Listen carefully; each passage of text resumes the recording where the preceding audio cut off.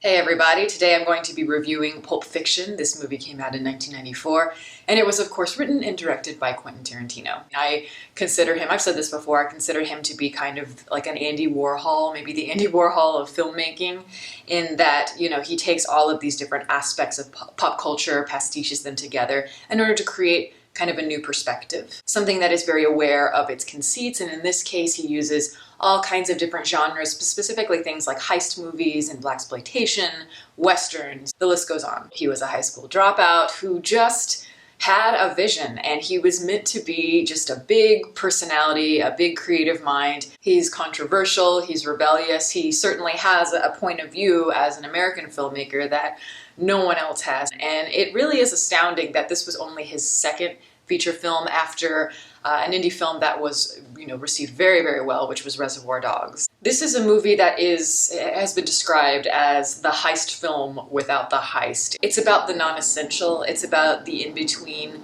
about scenes that would normally be edited out in most typical movies. Tarantino is a character-driven person. He just is, he always has been.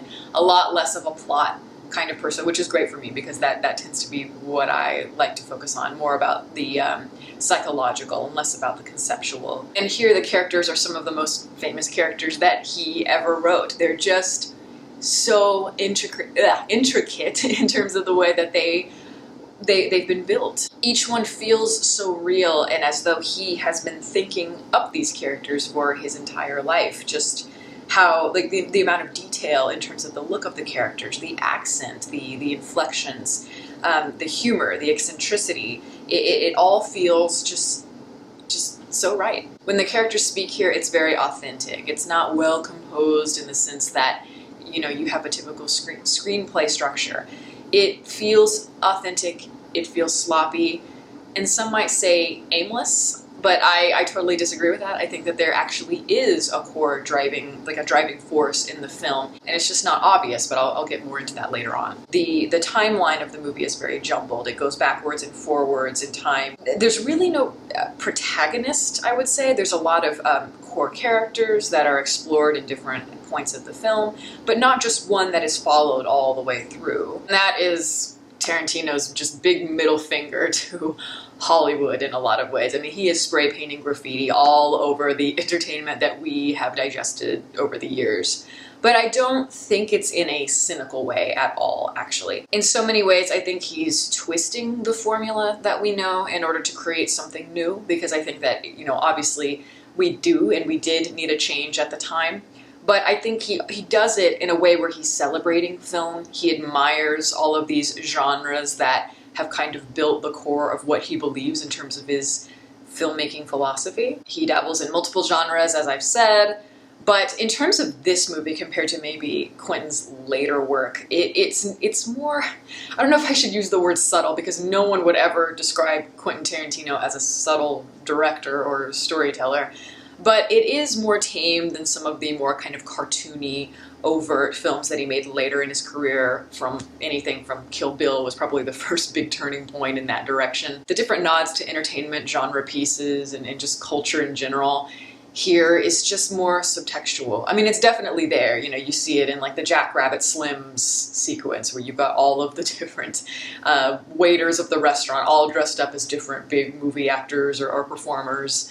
And you've got all kinds of things, like even the scene with Bruce Willis where he has the samurai sword. All of these are just little nods to things that have really resonated with Tarantino over the years. And in some ways, I think I like that a bit more at times, because it allows more of Tarantino's individuality and his creativity to shine through. And he is a very creative person, regardless of whether you think that he's a copycat or not. He is a very talented person, and I think, he's been criticized for a lot of things in his life. He's been criticized and he's been praised, but I think the one thing that people don't focus on enough is how great of a director he is, because I think he's remarkable. And I love that he can explore so many emotions in the audience in terms of how he's manipulating us.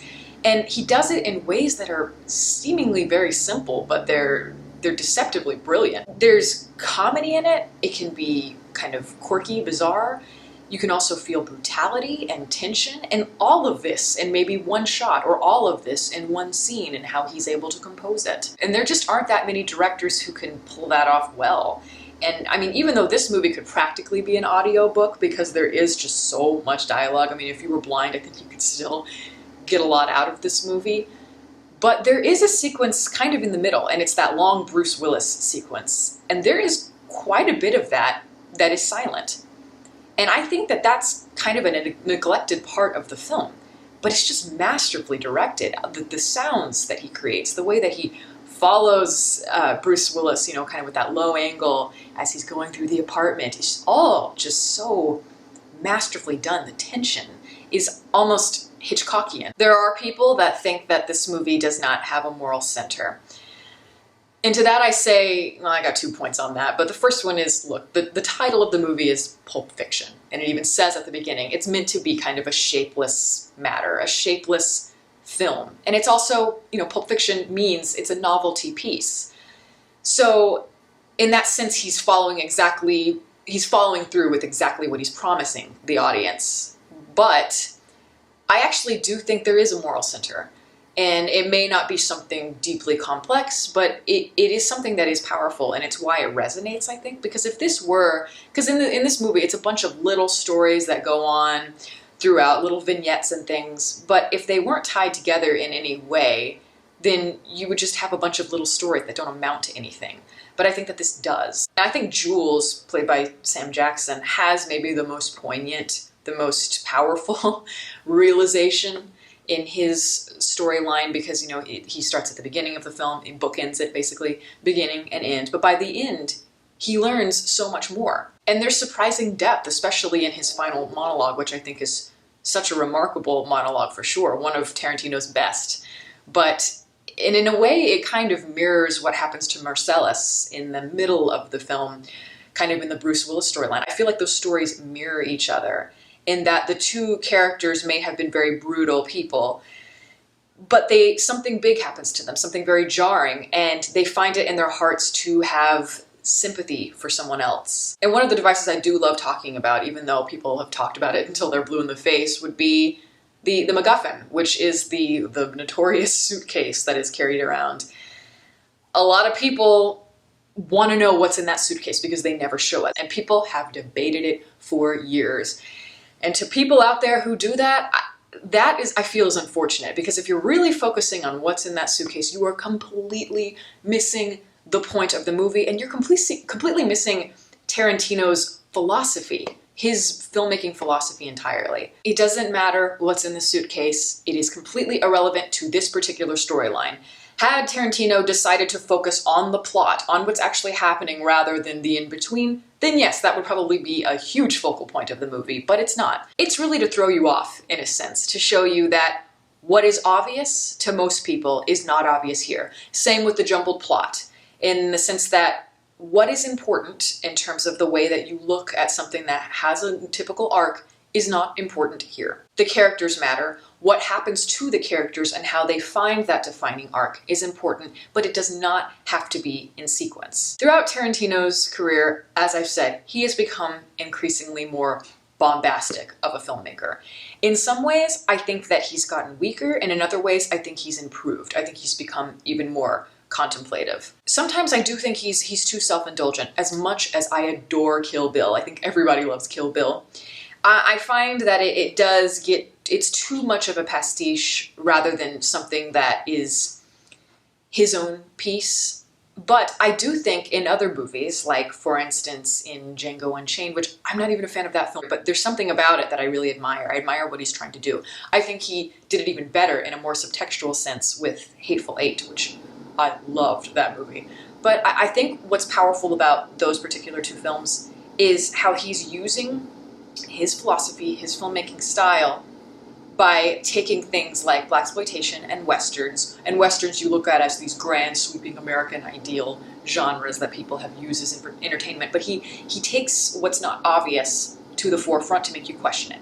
So, you know, in a normal western, you would see white people, white cowboys at the forefront, but here, no, he takes slaves, African Americans, brings them more to the forefront. and focuses on violence and how we register that through entertainment, and it makes us question that. And that to me is very powerful. And in a way, I kind of wish that Pulp Fiction did that a little bit more. But at the same time, this movie is so perfect the way it is. It changed American independent cinema, that's for certain, but it also changed the way movies are made. I find that this movie did something very powerful. There's kind of like a before Pulp Fiction and after Pulp Fiction in terms of American cinema of the 90s and beyond.